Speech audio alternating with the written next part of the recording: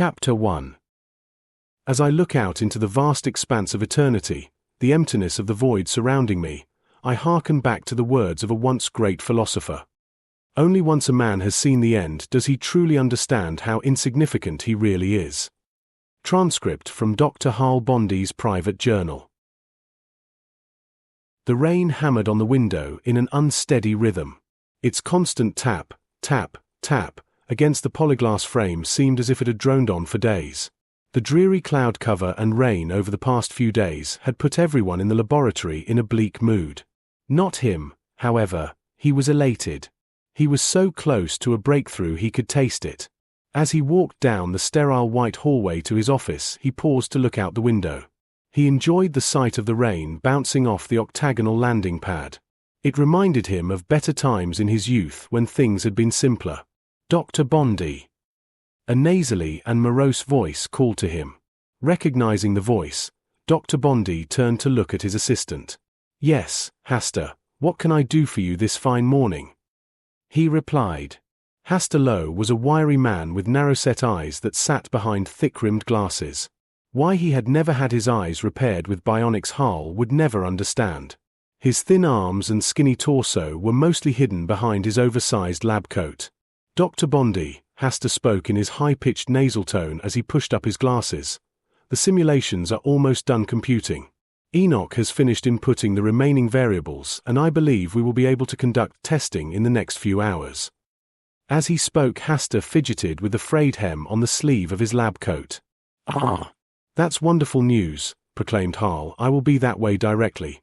Please tell Enoch to double-check the calculations I made last night. We don't want another mishap like what happened last year, now do we?" He laughed at his own little attempt at humor. He knew the bug that caused the programming fault last year was not the fault of his team, but it still could have been prevented. Hasta leveled a small nervous grin. "Yes, sir. Absolutely, sir. I will make sure everything is ready." Hasta was about to turn and walk back down the hallway when Hal stopped him. "Oh, Hasta, one more thing dash."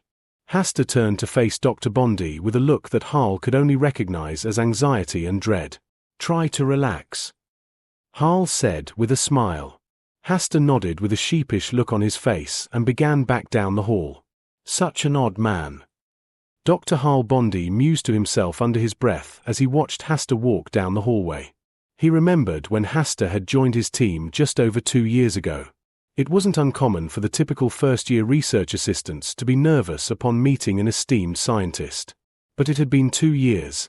At some point the poor boy's nerves had to settle. Hal returned to the window and gazed out at the rain. It appeared to be clearing farther out towards the horizon, and he thought he could see the sunlight coming through the clouds. It was going to be a good day. As he approached the door to his laboratory, he could almost taste the excitement coming from within. It hung in the air like a fine fragrance.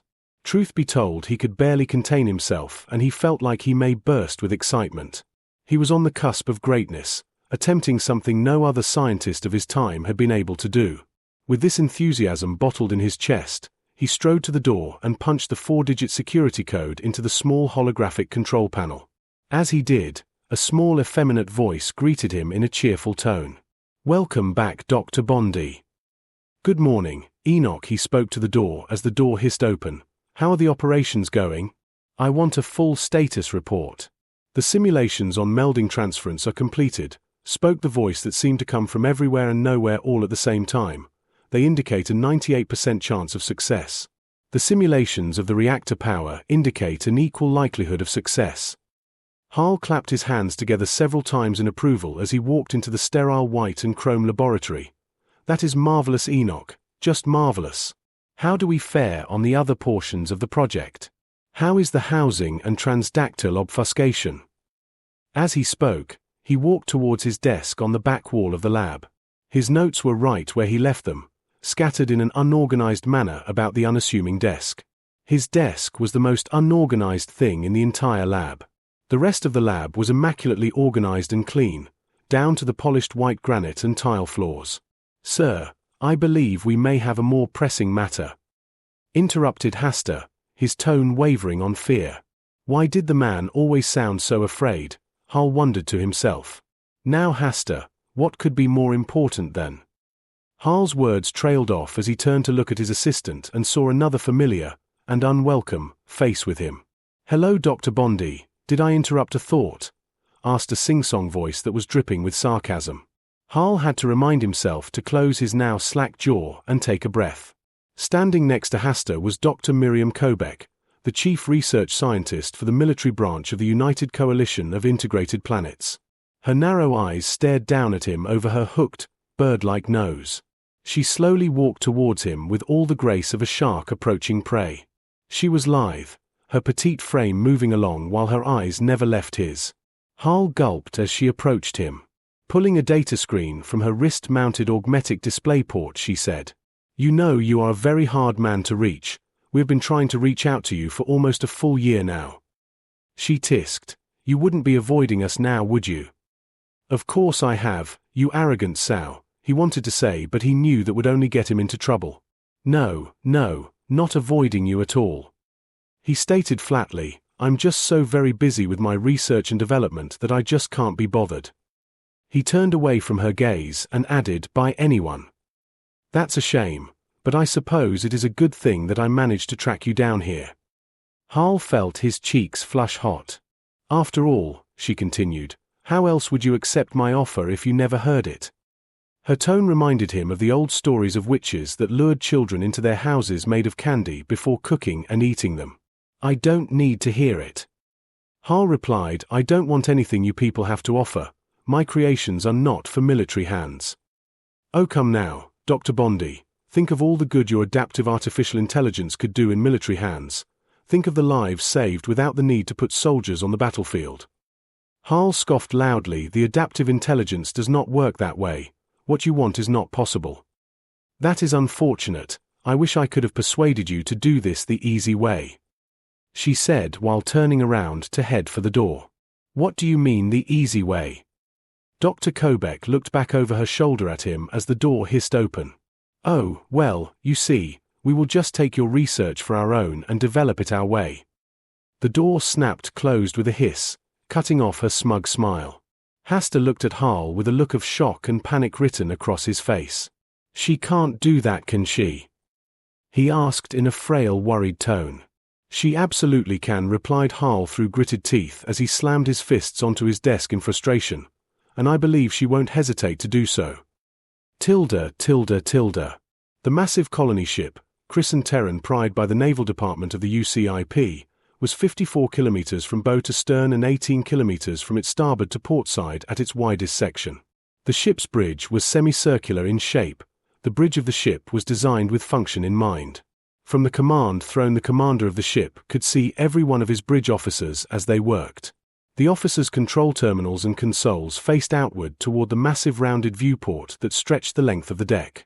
A large holotable in the center of the command deck displayed their current route and location in this sector of the void, as well as the other ships neighboring them.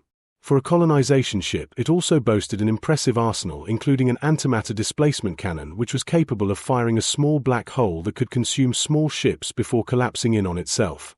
Other parts of its arsenal included a plasma cannon array, consisting of 20 twin-linked plasma cannons, and 8 graviton cannon batteries mounted on the port and starboard side of the vessel. That was not to mention the small fleet of armed and unarmed shuttlecraft and fighters. Its crew stood 28,000 strong and were hand-selected to crew the behemoth of a ship. It was the pride of the UCIP Navy and their exploration fleet. It was also on its first voyage back home to terra firma. The sounds of the bridge always made him feel alive, whether it be pre-orbit, docking, or setting off. The sight and sound of an active bridge crew made his heart pump just a little harder every time. In his 40 years as a ship commander, it had always been that way. Commander During Altus had always felt a rush when the bridge was at its most active, and he always took pride in the fact that his crews ran like a well-oiled machine. His numerous commendations for valor and merit had always been a testament to his crew, as well as his leadership. He sat confidently on the command throne overlooking the bridge crew as they worked. Commander Altus's right hand flitted over his control panel as he read the incoming messages and data streams from all over the ship. Main reactors running at 67% overall capacity, bow and port thrusters active and fully operational, all engineers showing all systems green for pre-orbit. The messages droned on and on seemingly endlessly, Commander Altus let out a sigh of exasperation. This was the unwelcome part of the job. As he was flicking through messages and approving changes, he heard a low distinct chuckle from the left side of his command throne. "Good morning, Sergeant," he said without looking away from his data feed. "I trust everything is running as it should." The gruff voice of the veteran sergeant came from the left side of the command throne as the burly man came around into view. "Aye, Commander. It is. Nothing of note to report." The sergeant came into view and Altus turned to see the sergeant clad in his dress uniform. Several accolades adorned the left breast of his navy blue dress coat, and on his lapels his sergeant rank pins shone with recent polish. The bridge sergeant was a hardened man, gruff and stoic. His face bore the scars of a lifetime of service in a myriad of combat zones. The most prominent of his scars being a large and jagged one that ran across the left side of his face down to his bottom lip. "Sergeant Saug, I must say, I was starting to believe that you didn't know that uniform even existed." Altus said with a chuckle, "I don't think I have ever witnessed you wearing it. Not even at the naval ball when you were ordered to wear it." Sergeant Saug grinned a half smile which tugged at the scar that ran across his cheek to the corner of his mouth. "Sir, that's because I did not attend that ball." Commander Altus grinned at his bridge sergeant as a friend would. In the past 40 years of being a ship commander, Altus had broken his only hard and fast rule twice. He had made friends with a crew mate. The first time was with a young man that had been his assistant, who had later grown up and outgrown his tutelage to become an admiral. The second time was with Bridge Sergeant Lauren Saug. The sergeant had saved his ass numerous times and vice versa. In the 8 years they had been aboard the colony flagship, the two had become more than just commander and crew mate. They had become very close friends, spending many a night in the void of space drinking wine in the commander's stateroom and telling stories of voyages from long ago. A shrill buzzing brought both men's attention to the viewport. The pulsating chimes were alerting them that they were approaching a planet. They could see the world through the large viewport. A small grey and blue orb that wasn't much to look at from a distance. However, the feeling of seeing it made the bridge feel electric. They all knew it from memory, even if it was the first time they had seen it in several years. It was a sight to behold and an emotional one. Terra firma, they were finally home.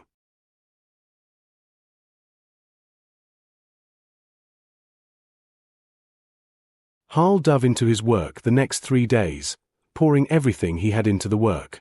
Things progressed quickly, more quickly than anyone had anticipated. In 3 days, his team managed to finish their work on the displacement engine. Enoch had also solved several large equations which allowed the team to make an unprecedented discovery. Enoch had found that the matter conversion and displacement could be solved using a rarely used piece of quantum mechanics. He still could not process the math needed to make it work, but Enoch could, and that was good enough for him. As he stood bent over a table reading through a data stream of information on a holoschematic board, he heard footsteps softly approaching. "Sir," said Hasta, "I have uploaded the schematic plans and the building program is ready for your authorization key." Harl took a deep breath and let it out slowly. "Thank you, Hasta. I know these last few days have been tough. I appreciate everything you have done to get us this far." Harl turned to look at his young assistant. "We are about to make history." Hasta smiled a weak smile. "Yes, sir, I believe the 3 of us are." Harl walked up to the control panel that would start the construct building program and typed in his activation key. With a sharp exhalation, he made the final keystroke that would start the construction of his greatest work. The system hummed to life and machinery began moving in the construction space. Mechanized arms began moving large, rounded sheets of plasteel and adamantium into place. Wiring drones began threading life-giving power cables and circuitry into place. The massive reactor core was slowly and delicately moved into its position with extreme precision. Over the next several days the construct began to take shape, finalizing with the activation of the unit's thermal neutral power core. Tensions were high in those few final moments. One failed weld, one incorrect line of scrap code, could cause the core to detonate into a firestorm that would engulf all they had worked so hard to build. The shielding would protect them, of course. However, their work would have to begin again, and an explosion like that would definitely be of some cause for alarm in the building. Harl and Hasta held their collective breath, and the core was lowered into place and clicked loudly as it was locked into its permanent housing. As the power core came online, it emanated a pale blue glow from its housing. Only then did Hal breathe a sigh of relief. "Enoch, status on the core." Hal whispered.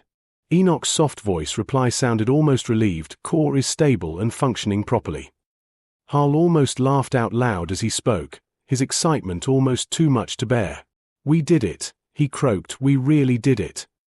"Not yet, sir," said Hasta in a nervous tone. "One of us still needs to go in there and see if it will accept the brain." Hal looked his assistant squarely in the eyes and put a hand on his shoulder. "I will do it. If the brain is rejected, it may go badly. I don't want you getting hurt if this fails." Hasta nodded, and Hal thought he saw a moment of relief flicker across his face. That was okay, he thought. No need to send the boy in there if he was afraid. Fear made mistakes, and this was not a time to be making mistakes. One mistake, however small, could set them back years. Hal took the data card from the inload cradle that had been downloading information onto the card's chip. As he approached the door, a sudden wave of unease settled into his chest, and he paused to take a deep breath. "Enoch," he said to the open air, "what are the current radiation levels in the construct chamber?" There was a pause while Enoch ran the required diagnostic tests. "The radiation densities in the chamber are 2.7 millisieverts. Acceptable for the time needed to perform the installation of the data chip." "Understood," replied Hal. "If you would be so kind as to open the airlock." The door slid open, and a hiss of pressurized oxygen escaped. Hal took a step in the door and felt it close behind him. He gazed upon his creation with wonder as the full scale of it was now visible. Bathed in a pale blue light, the construct was enormous. The sphere was 40 meters in diameter with a descending control panel that emerged from the bottom of the sphere. The construct resembled a large eye with pale blue light flowing from the circular thermal window in the front. Hal strode toward the control panel, attempting to disguise his fear. With a shaking hand, he inserted the data card into the port on the back of the control node and released the lever to lock it in place. There was a brief second of silence as the system embedded in the console read the information stored on the card and downloaded the information encrypted on it. Then, in a blast of light and mechanical humming, the console lights turned the same pale blue as the reactor core. "I am now fully online and functional," the voice of Enoch said, this time coming from what sounded to Hal like the sphere. "Enoch, it worked," said Hal in a shaky voice. "Affirmative, Dr. Bondi. I have successfully integrated with the construct. All current schematics and templates have been uploaded with 0.001% margin for error." "This is amazing," whispered Hal. "The galaxy will never be the same." As they neared their approach vector for high orbit around terra firma, the atmosphere on board the Terran Pride became an almost palpable excitement. Many of these crew members had not been to their home planet in almost a decade. Through their excitement, Commander Altus maintained the strict discipline that was to be expected of his crew. The ship was too large to descend into lower orbit, but instead was to dock in the high orbit shipyards that surrounded the planet and take shuttles down to the planet for resupply and cargo. "Commander," came the voice of Bridge Sergeant Salg through the comlink in the commander's stateroom, "we are approaching the designated docking bay of the shipyard." Commander Altus pushed the key and spoke into the comlink. "Understood, Sergeant. I will be on the bridge momentarily." With that, the commander closed the communication with a flick of a switch. He threw on his long, dark blue, naval officer's coat and fastened his magnetized sword belt about his waist. Picking up his ceremonial tri-cornered dress cap, he dusted off the insignia on the front that displayed his rank as the commander of the vessel. He stared at it, momentarily reflecting on the hard work and dedication it had taken to achieve it. The insignia of the naval commanders was a stylized, downward-facing comet covered with a sword. It represented humanity's great leap across the stars. After some introspection, and with a flourish, he placed it on his head and adjusted it straight. He then picked up his sword of station and clamped it to his belt. As he strode from his quarters, he felt a sense of dread run up his spine and immediately shook it off as pre-docking nerves. Docking was always a dangerous thing, he told himself, and it was completely natural to be a little nervous about it. Never mind the fact that he was docking above the home of humanity itself. Upon entering the bridge, it was plain to see that he wasn't the only member of his crew to be nervous about this docking. Looking around, it was written on the faces of everyone on the bridge. Except Sergeant Salg, nothing had ever seemed to faze him, and he appeared just as stoic as ever. "Commander on deck!" shouted Sergeant Salg as Altus entered the deck. "As you were," replied Altus calmly. "Helmsman, what is the time to docking?" Altus asked, clearing his throat. 14 minutes and counting, Commander, came the reply. 14 minutes. A lot could go wrong in 14 minutes, Altus thought to himself, but he had faith that his crew would handle themselves appropriately. "Sir, incoming message from the shipyard substation," the communications officer stated. "Put it through to my comlink," replied Altus. "This is Commander Altus of the Terran Pride. What can I do for you, Orbital Station 104? There was a brief moment of static while the communications officer dialed into the frequency. "Greetings, Commander Altus. Welcome home," came a warm yet mechanical voice, distorted by the static on the comlink. "I have a message that I was instructed to relay to you upon docking." A message, thought Altus. Who in the name of the gods knew he was even coming here? What is the message? Altus spoke into the comlink. Altus' eyes widened upon hearing the message. Sergeant Salg caught the look on his commander's face and saw the fear in his eyes, having never seen his commander afraid of anything before. It took him by surprise. "Sir, is everything okay?" he asked, not daring to let the concern enter his voice. "No," Altus whispered back at the sergeant, "not even slightly." As the Terran Pride docked with the orbital station, Commander Altus made it well known that the crew were to hold their discipline at all times. He reminded them in no uncertain terms that they represented the Terran Pride and its commander. If anyone was caught showing behavior unbecoming of a crew member of the Terran Pride, it would not bode well for them. Altus knew he didn't have anything to worry about with his crew. They were consummate professionals and always made him proud of their work, but it could not be stressed enough how important this was out of all the places they had been.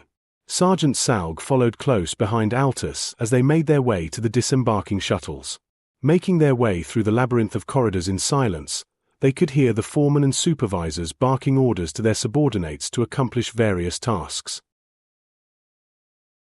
They arrived at the hangar bay in time to see several shuttles leaving the hangar, loaded with crew and cargo en route to the planet's surface. Altus approached the hangar officer and requested a shuttle to take him to a set of coordinates. The officer complied, and within 15 minutes the shuttle was making re-entry to the planet with Commander Altus and Sergeant Salg.